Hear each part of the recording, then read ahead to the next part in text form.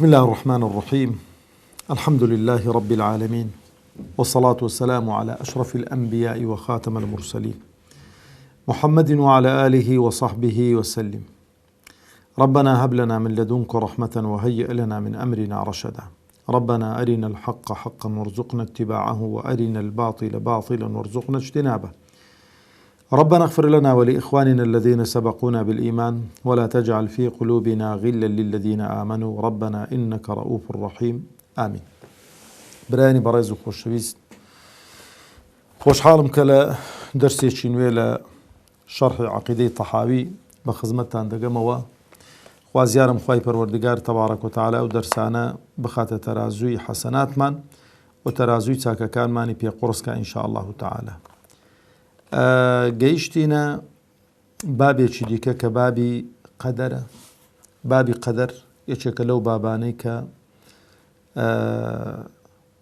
حساسن و سڕی خوای پەروەردگارە تەبارەک و تەعالا لەسەر زەوی، و خەڵکێکی زۆر واستە بە قەدەر و بە بابی قەدەر گومڕابووە و لاڕێ بووە لەبەرەوەی نەیزانیوە بە شێوەیەکی تەندروست معاملە لەگەڵ ئەو بابە بکا وەکو سەلەفی ساڵح ڕەحمەتی خۆیان لێ بێ وەکو پێشینە چاکەکانی ئێمە. برایانی بەڕێزم شەیخی طەحاوی ئاوا دەست پێ دەکات دەفەرمێ وەقەد علم الله تعالى فيما لم يزل عدد من يدخل الجنة. دەفەرمێ خوای پەروەردگار تەبارەک و تەعالا علمی بەوەی هەیە، ئاگادارە بەوەی دەزانێتن ژمارەی ئەو کەسانەی کە دەچنە بەهەشت. ئەوجا وعدد من يدخل النار، و ژمارەی ئەوانەی کە دەچنە ناو ئاگری دۆزەخ جملەتەن واحدە. یعنی هەردوو پێکەوە دەزانێ ژمارەی ئەو کەسانەی کە بەهەشتین و ژمارەی ئەو کەسانەی کە دۆزەخین، پێش ئەوەی کە 50,000 ساڵ پێش ئەوەی کە مەخلوقات دروستکات و خەڵقکات، نەک ئینسان، مەخلوقات، ئەرز و ئاسمان، عەرش و کورسی، پێش ئەوەی کە هێک ئەوانە خەڵقکە 50,000 ساڵ زانیتی کە ئەو مەخلوقاتانەی کە خەڵقیان دەکە ئەو ئینسانانە چێ بەهەشتێ و چێ دۆزەخیە. ئەوجا فلا يزاد في ذلك العدد، یەک ژمارە لەوانە زیاد ناکات، نەکەم دەبێ نە زیاد دەبێت، ولا ينقص منه، نەلێی زیاد دەبێ نەلێی کەم دەبێتن. وكذلك أفعالهم فيما علم منهم أن يفعلوا، و بە هەمان شێوە خوای پەروەردگار ئاشنایە و ئاگادارە و زانایە بەو کردەوانەی کە دەیکەن کە هێشتا خەڵقی نەکردوون. دەزانێ ئینسانەکان ئەو ئینسانە ئەو عەبدە چ دەکات و چ ناکات، هێشتا نەهاتۆتە دنیا. وكل ميسر لما خلق له، و هەموو ڕێنمونی دەکرێن بۆ ئەوی کە بۆی خەڵق کراون، کار ئاسانی بۆ دەکرێت بۆی خەڵق کراوە. والأعمال بالخواتيم يعني بخواتيمها، بهردو صيغەکە هاتووە. لێرە یەک شت گرینگە برا بەڕێزەکانی خۆم، کۆتایی عمری ئینسانی بە چ دێ؟ کۆتایی عمری ئینسانی بە چ دێ؟ ئەوە گرینگە، ئەوە گرینگە. جا بە چاکە بێ خوا بە قسمەتمان بکە، یان بە خەرابە بێ خوای گەورە بمان پارێزیت. لەبەرەوەی ئینسان هەوڵدا ئەسبابی بەختەوەری و سەعادەت بگریتە بەر. ئەو جا دەفەرمێ والسعيد من سعد بقضاء الله والشقي من شقي بقضاء الله. بەختەوەر ئەوەیە کە خوای پەروەردگار لە قەدەرەوە بەختەوەری بۆ نووسی بێتن، و بەدبەخت ئەوەیە کە خوای پەروەردگار لە ئەزەلەوە بەدبەختی بۆ نووسی بێتن. خوا پەنامانداتن. برا بەڕێزەکانی خۆم، من ناتمە سەر تەفاسیلی ئەوەی، دێمە سەر خاڵێکی زۆر گرنگ کە بۆی کە لە قەدەر حاڵی بین. عولەما ڕەحمەتی خۆیان لێبێ 4 خاڵیان داناون، ئەو 4 خاڵە ناویان لێناوە مەراتیبی قەدەر. ئەو 4 پایەی کە پێ لە قەدەر حاڵی دەبی، قەدەر وەکو گوتم سڕی خوای پەروەردگارە لەسەر زەوی، پێغەمبەرانیش لێ حاڵی نەبوون عەلەیهیمو السەڵات وەسسەلام، مەلایکەتانی خواش لێ حاڵی نین و پێی ئاشنا نین. سڕی خوایە لەسەر زەوی، لەبەر ئەو چوار خاڵە لێ حاڵی بووی، ئیمانت پێ بوو، تەسلیم بە قەدەر دەبی. ئیشکالت لەو چوار خاڵانە هەبوو، قوڕوە سەریە. یەکەمیان مەراتبی قەدەر چیە؟ عیلمە، عیلمی قەدیمی ئەزەلی خوای پەروەردگارە تەبارەک و تەعالە. ئاەت زۆرن لەسەرەوەی کە خوای پەروەردگار تەبارەک و تەعالە باسی عیلمی خۆی دەکاتن.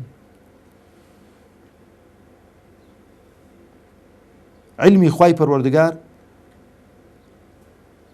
محیطە بە هەموو مەخلوقاتیەوە. علمی ئەزەلی خوای پەروەردگار، قەدیمی خوای پەروەردگار هیچ شتێک نییە لە چوارچێوەی علمی خوای گەورە بچێتە دەر. علمی خوای پەروەردگار بە شتە گەورەکان و بە شتە گچکەکان، بە شتە زاهیر و بە شتە خەفیەکان،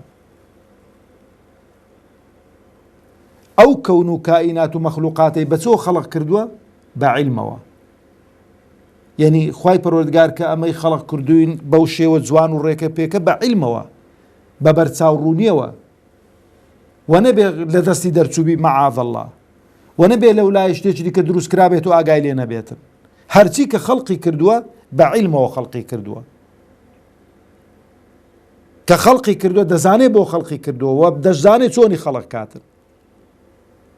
لەبەر هەندێش خوای گەورە دەفەرمێ فەلیەنظر الئینسان إلى طعامی، تەماشای خواردنتان بکە چۆنم بۆ خەڵق کردوون. لە شوێنێکی دیکە فەلیەنظر الئینسان مما خولق، تەماشەکە بزانە لە چ خەڵق کراوی. فەلیەنظر الئینسان إلى نفسی، تەماشای نفسی خۆت کە. ئەفەلا ينظرون إلى الإبل كيف خلقت وإلى السماء كيف رفعت وإلى الجبال كيف نصبت وإلى الأرض كيف سطحت. تەماشە کەن کاک، ئەوە هەمووی بە چ خەڵق کردو؟ بە علمی خۆی. ئەو جا برا بەڕێزەکانی خۆ، مرتبەی دووەم لە مەراتبی قەدەر چییە؟ کتابەتە، نووسینە. باشە، ولله المثل الأعلى، نمونەی هەرە بەرز بۆ خوای پەروەردگار تەبارەک و تەعالە. عالمێک لەو سەردەمەی خۆمان، عالمێکی ناودارە، با ناوی کەس نەینم، هەستی ئەو عیلمەی خۆی بنووسیتەوە لەسەر کتابێکی، کەس گلەی لێ دەکاتن؟ ناستایشی دەکەن، دەڵێن ماشەڵڵا پیاوێکی دەسڕەنجینە. ئەو عیلمەی کە لە سینەیدایە ولله المثل الأعلى لەسەر کتابەکەی نەقل کردو نووسیوێتی.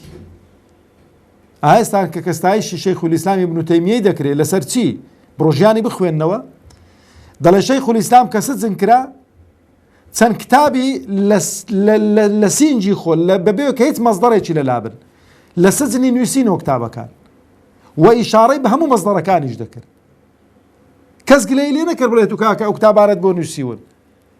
دەڵێ ماشەڵڵا عالمێکی بەتوانایە، بۆ چکە ئەو عیلمەی کە هەیەتی خستوتێ سەر وەرەقەی، دەچێکن مهندیسێکی،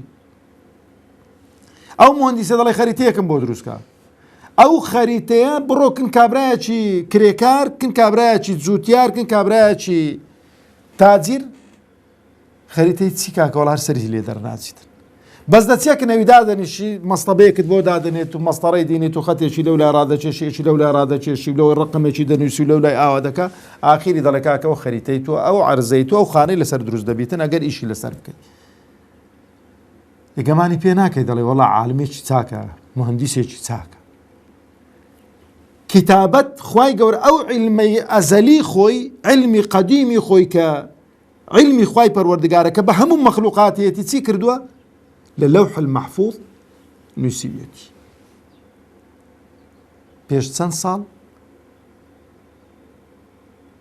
50,000 ساڵ پێشەوەی کە خوای پەروەردگار تەبارەک و تەعالە دەفەرمێتن وكتب ذلك على وفق ما علم قبل أن يخلق السماوات والأرض ب50,000 سنة. پێشەوەی کە ئەرز و ئاسمانان خەڵقکە 50,000 ساڵ پێش ئەوان خەڵقکە خوای گەورە ئەو مەقادیری هەموو شتێکی تۆمار کردووە و وردەکاری هەموو شتێکی نووسیوە لە چێن دەرێ لە لەوح المەحفوظ کەس لەسەری مطلع غەیری خۆی نەبیت.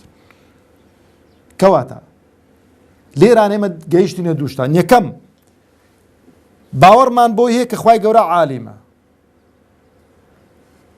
علمی نە سەرەتای هەیە نە کۆتایی هەیە.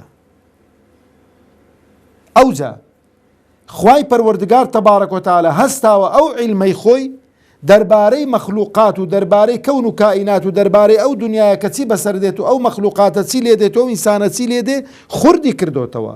فڵانی کوڕی فڵان ساڵی چەند لەدایک دەبێ، تەمەنی چەند دەبێ، دەوڵەمەند دەبێ، فەقیر دەبێ، شەقی دەبێ، سەعید دەبێ، هەرچی دەبێ هەمووی تۆمار کردووە لە لەوح المەحفوظ دایناوە. کەس معتەریز دەبێ نا بۆ چکە عیلمی خۆیەتی. ئەو نووسینە لە زانستەوە سەرچاوی گرتووە. ئەو جەبرا بە ڕێزەکانی خۆم خوای پەروەردگار تەبارەک و تەعالە مەرتەبەی سێمی قەدەر مەشیئەتە. مەشیئەت یعنی ویستی خوای پەروەردگارە لەو کەون و کائیناتە. تەماشەکە مەعقولە لە شوێنێک، لە وڵاتێک، لە سەرزەویەک، لە ئاسمانێک، لە بەحرێک، لە بەڕێک شتێک ببێ کە خاوەنەکەی ئاگادار نەبێتن؟ نا. لەبەرەوە خوای گەورە خاوەنە و خاوەن دەسەڵاتە، هیچ شتێک لە ژێر دەسەڵاتیوی لە کەون و کائینات و لە مەخلوقاتیوی لە ئەرز و ئاسمان بە بێویستیوی جێبەجێ نابێت.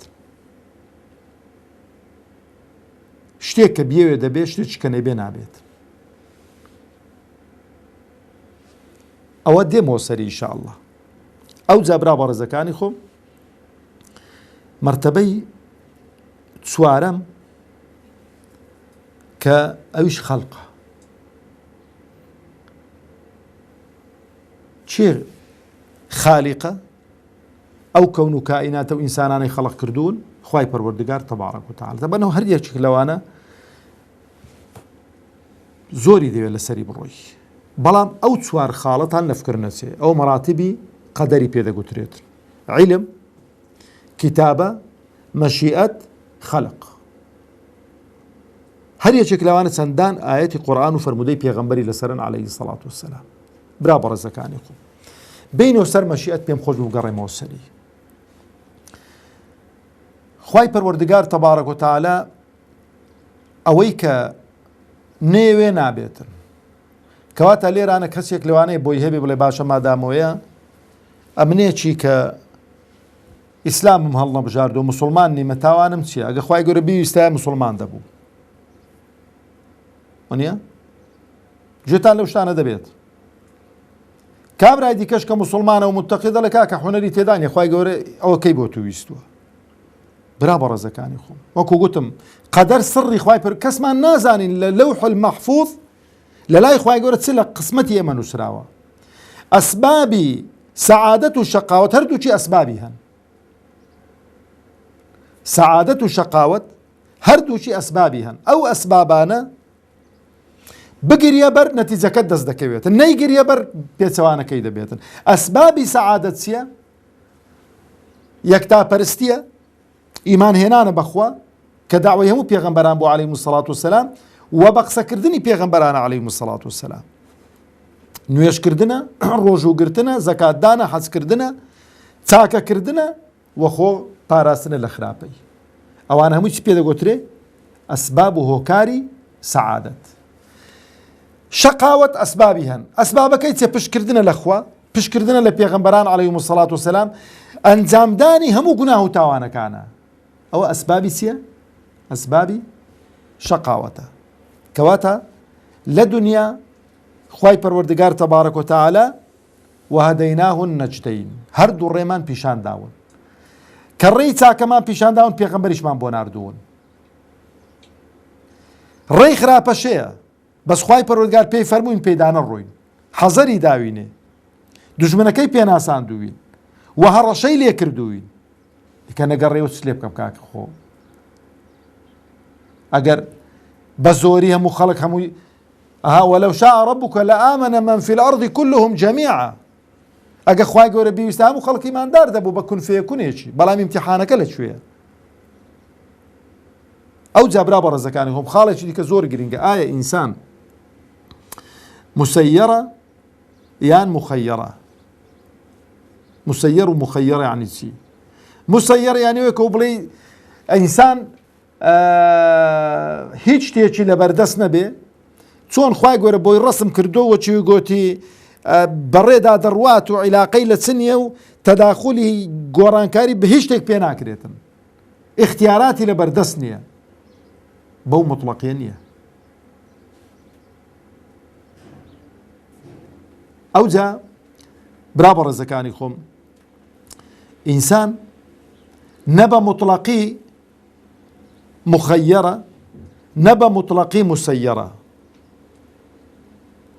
تەماشەکە ئەو شتانەی کە اختیار لە بەردەستی خۆمان نین عایدی خوان تەبارەک و تەعالە ئەوە لەو لای دادەنین بەڵام ئەو شتانەی کە پاداشت و سزایان لەسرە ئینسان تێدا مخەیەرە هەر شتێک عەفوەن پاداشت و سزای لەسەر نەبێ ئینسان تێدا مسەیەرە مسەیەرە ئینسان تێدا یعنی اختیار لە بەردەستی خۆت نییە تەماشەکە لەی شوێنێکت بینیەوە بڵێ وەی کە باڵای بەرز بێ 2 مەتر و قسوور بێتن پاداشتی ئاوالەیە هەیە نییە لەی شوێنێکت بینەوەی قەڵەو بێ پاداشتی ئەوەیە لەی شوێنێکت بینەوە بڵێ کە بە قووەت بێ و بەهێز بێ و بە مستێکی نزانم چ بکاتن نە ئەوە خوای گەورە عایدی خۆیەتی بەس ئەو شتانەی کە پاداش و سزایان لەسرە لە تاعات و عیبادەت و خواپەرستی لە هەڵبژاردننی ڕێگای چاکە و ڕێگای و هەڵبژاردننی ڕێگای خراپە ئینسان لێرانەدا مخەیەرە لەبەردەستی خۆتە و نازانی چت بۆ بڕیار دراوە و نازانی لە لەوح المەحفوظ چ نووسراوە فأما من أعطى واتقى فسنيسره لليسرى ئەوەی ئیمان بێنێ و ئەوەی کە چاکە بکە و ئەوەی کە حەسەناتی زۆر بێ خوای گەورە ڕێگای چاکەی بۆ سەهل دەکات و پێچەوانەوە وأما من بخل واستغنى وكذب بالحسنى فسنيسره للعسرى ئەوەی کە خراپەکار بێ باوەڕی بە خوا نەبێ باوەڕی بە ڕۆژی دوای نەبێ ڕێگای خراپەکەی بۆ سەهل دەبێت لەبەرەوە برا بەڕێزەکانی خۆم ئەو بابی قەدەر بابێکی گرنگە لە عەقیدەی ئیسلامیدا خوا زیارم بەوەندەی لێ نەگەڕێن و زیاتر لەسەری بخوێننەوە بۆی کە ئیمانمان دامەزراوتر بێ و چاکتر بێ و پتەوتر بێ و داوای لێبوردنیش لە خوای پەروەردگار دەکەم ئەگەر حەقی خۆم پێ نەدابێ بەو دەرسە و لە دەرسی داهاتوش هەر لەسەر بابی قەدەرە دێینەوە سەری وصلى الله على محمد وعلى آله وصحبه وسلم